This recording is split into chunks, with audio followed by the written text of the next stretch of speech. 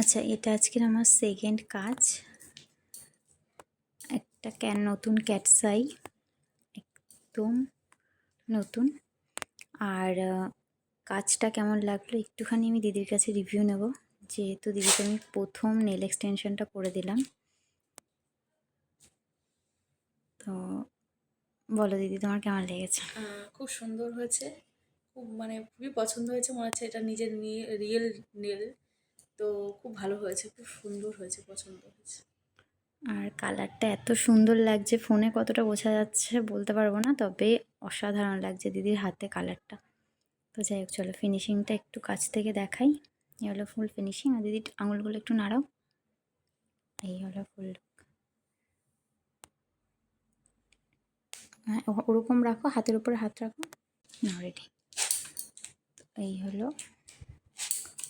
ফুল shine. সত্যি কালারটা